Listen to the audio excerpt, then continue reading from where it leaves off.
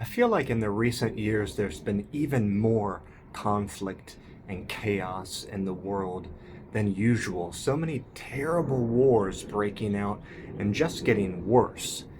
And from the perspective of someone who likes language learning, likes learning about other cultures, I pay particular attention to that aspect of it.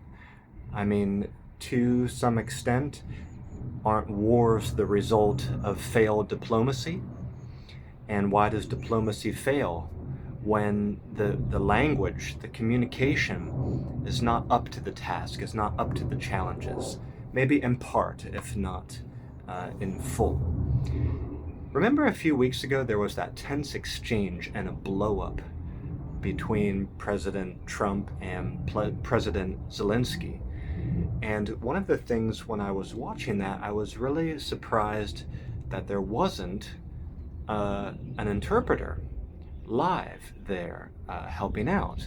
Now, as we know, Zelenskyy speaks English really, really well, and I would think in a more relaxed or informal meeting, sure, maybe you wouldn't even consider to have an interpreter there.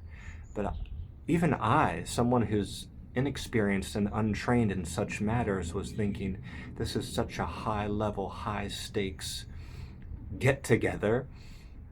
Why is there not a very high level and professional interpreter there helping these people? I think that would pay respect and show support and a welcome in a way to Zelenskyy to have someone there to help, either from Trump's team or Zelenskyy's team. Why didn't someone have an interpreter there? And some people think maybe this was a setup, and maybe this was intended to put more pressure on Zelenskyy or embarrass him somehow. But anyways, and then comparing that to a few weeks later when I saw the Prime Minister of Italy, I believe it was, Meloni, was in the same place, same chair, same situation. And she had an interpreter in the room. I believe it was from her own staff or brought by her. Now, I was just researching that particular meeting again because I caught an article that said that interpreter had a bit of trouble to translate something, and Meloni had to jump in and translate herself. So the interpreter was very embarrassed by that and felt that she had failed the prime minister. But that point aside, I think that point is kind of irrelevant. The main point is that between Meloni and Trump, there was an interpreter in the room. So why not for Zelenskyy? And was it because of what happened with Zelenskyy meeting that Meloni was sure to have an interpreter there? Or maybe she always intends and expects to have one? I don't know. But I thought that was, kind of a shame and wrong to do. The fact that there was no interpreter with Zelenskyy. And then actually a few days after I watched that tense meeting and that blow up between Trump and Zelenskyy, I saw Dr. Fiona Hill on the airwaves. Maybe you all saw her too.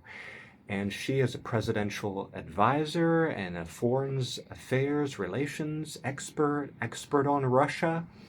And she pointed out that in such a high stakes meeting like that, there should have been an interpreter. Why was there not? She pointed out this same thing that I had been curious about. So, people as inexperienced as me, all the way up to the chain to people who are very experienced, believe there should be an interpreter in the room. All this is just to say and just to point out how important it is as language learners to be sensitive when it comes to such important negotiations and communications. I mean, I think about even in my own life, living abroad in China all these years, having a lot of Chinese friends, and also being married to a Chinese woman and marrying into her family, I've become more and more aware and more sensitive to the fact that there could be misunderstandings going on right now. It's sort of like a There's a little radar usually on, kind of scanning from the back of my mind. It's always there, this awareness that maybe one of us or both of us aren't, we're not understanding things between us perfectly 100% clearly right now. There's a possibility for that.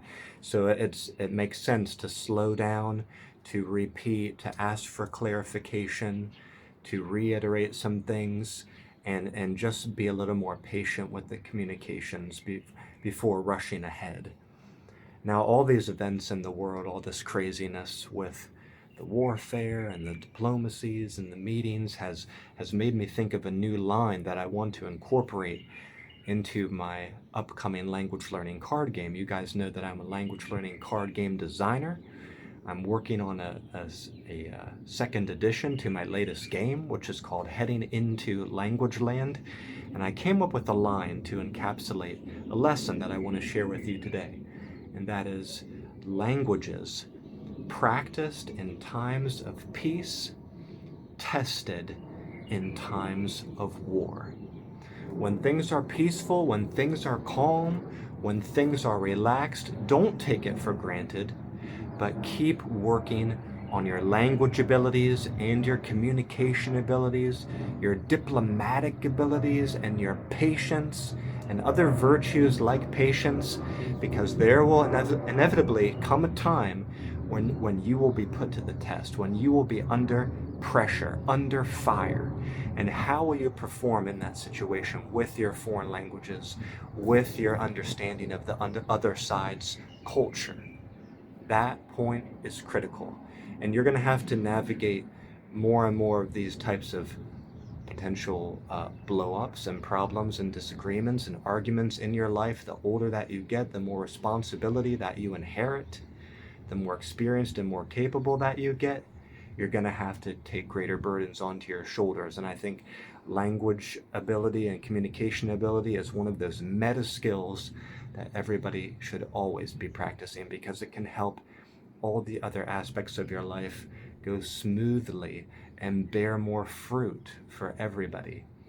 Well, I hope this video has inspired you and brought you some new insights, some new ways of thinking.